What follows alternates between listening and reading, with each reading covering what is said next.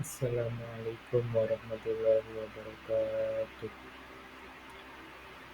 Berdirinya saya di sini akan mempresentasikan tugas besar dua yang telah diberikan oleh dosen pengampu, yaitu dosen Dwikawati, dengan judul Pengajaran Bahasa Indonesia di Lembaga Internasional, yang disusun oleh Muhammad Fauzan Sundara dengan nomor induk mahasiswa 11112511194.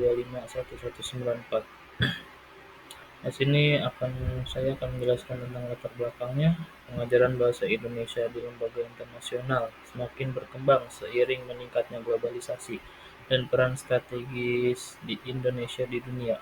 Minat masyarakat luar negeri terhadap bahasa Indonesia tumbuh karena faktor ekonomi, budaya, dan hubungan diplomatik. Pemerintah Indonesia juga aktif mempromosikan bahasa Indonesia melalui program BIPA dan kerjasama pendidikan internasional. Namun, pengajaran bahasa Indonesia masih menghadapi tantangan seperti keterbatasan tenaga pengajar dan bahan ajar yang sesuai. Oleh karena itu, diperlukan strategi pengembangan yang lebih efektif agar bahasa Indonesia semakin dikenal dan diminati secara global. Di sini saya akan menjelaskan tentang rumusan masalahnya. Yang pertama, apa faktor-faktor yang mendorong meningkatnya minat pengajaran bahasa Indonesia di lembaga internasional? Dan yang kedua, bagaimana peran program pemerintah seperti BIPA dan kerjasama pendidikan dalam mendukung penyebaran bahasa Indonesia di luar negeri? Dan yang ketiga, apa saja tantangan yang dihadapi dalam pelaksanaan pengajaran bahasa Indonesia di lembaga internasional?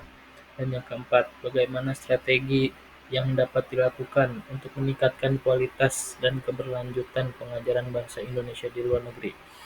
Dan sini saya akan menjelaskan tujuan pembahasan. Yang pertama, menjelaskan faktor-faktor yang menyebabkan meningkatnya minat masyarakat internasional terhadap pembelajaran bahasa Indonesia. Dan yang kedua, menganalisis peran pemerintah dan program-program seperti BIPA dalam mendukung penyebaran bahasa Indonesia di luar negeri. Dan yang ketiga, mengidentifikasi berbagai tantangan yang dihadapi dalam pengajaran bahasa Indonesia di lembaga internasional. Dan yang keempat, merumuskan strategi atau upaya yang dapat dilakukan untuk meningkatkan kualitas, efektivitas, dan keberlanjutan pengajaran bahasa Indonesia di tingkat global. Dan di sini saya akan memulai pembahasan tentang pengajaran bahasa Indonesia di lembaga internasional dalam bidang pendidikan. Dalam bidang pendidikan, pengajaran bahasa Indonesia di lembaga internasional dipengaruhi oleh kualitas kurikulum, metode pembelajaran, dan kompetensi tenaga pengajar. Lembaga pendidikan di luar negeri membutuhkan kurikulum yang sistematis, fleksibel, dan sesuai dengan kebutuhan peserta didik yang berasal dari latar belakang bahasa dan budaya berbeda. Program BIPA, Bahasa Indonesia bagi Penutur Asing, berperan besar dalam menyediakan standar materi dan pedoman pengajaran. Dan pembahasan yang kedua atau yang B, di dalam bidang linguistik. Dari peran perspektif linguistik, bahasa Indonesia memiliki karakteristik yang relatif mudah dibandingkan banyak bahasa lain, seperti tidak adanya konjugasi kata kerja maupun perubahan bentuk kata berdasarkan subjek. Namun, pembelajaran asing tetap menghadapi beberapa kesulitan linguistik, seperti perbedaan struktur kalimat, penggunaan imbuhan seperti kata me, di, ke, kan, serta variasi. Selain itu, fenomena sosial bahasa seperti ragam formal sampai informal dan penggunaan bahasa gaul juga dapat membingungkan pembelajar. Oleh karena itu, pengajaran bahasa Indonesia di luar negeri membutuhkan pendekatan linguistik yang memperhatikan perbedaan sistem fonologi, morfologi, dan sintaksis antara bahasa asli, peserta didik, dan bahasa Indonesia. Dan yang ketiga atau C, dalam bidang budaya, bahasa tidak dapat dipisahkan dari budaya. Pengajaran bahasa Indonesia di lembaga internasional menjadi sarana efektif untuk memperkenalkan nilai-nilai budaya Indonesia seperti keberagaman suku, tradisi, kesenian, dan norma sosial. Melalui bahasa, pembelajar asing memahami cara orang Indonesia berkomunikasi, bersikap, dan berinteraksi diplomasi. Budaya melalui bahasa merupakan bentuk soft power yang mempererat hubungan antar negara. Festival budaya, pertunjukan seni, dan kegiatan pertukaran pelajar menjadi jembatan pengenalan budaya Indonesia secara lebih luas. Semakin meningkat pula minat masyarakat di dunia mempelajari bahasanya. Dan yang keempat atau yang D, di bidang ekonomi. Dari sudut pandang ekonomi, meningkatnya minat mempelajari bahasa Indonesia membuka peluang kerjasama ekonomi antara Indonesia dan negara lain. Banyak perusahaan internasional yang beroperasi di Indonesia membutuhkan tenaga kerja asing yang mampu berbahasa Indonesia untuk mempermudah komunikasi bisnis. Selain itu, industri pariwisata, perdagangan, dan investasi asing membutuhkan pemahaman bahasa lokal untuk memperkuat hubungan ekonomi. Dengan demikian, bahasa Indonesia memiliki nilai ekonomis yang semakin penting di pasar global, sehingga lembaga internasional menjadikan bahasa ini sebagai program studi yang potensial dan bernilai tinggi. Dan yang kelima, di dalam bidang politik dan diplomasi, bahasa Indonesia memiliki fungsi strategis dalam diplomasi internasional dengan memperluas pengajaran bahasa Indonesia di lembaga-lembaga internasional.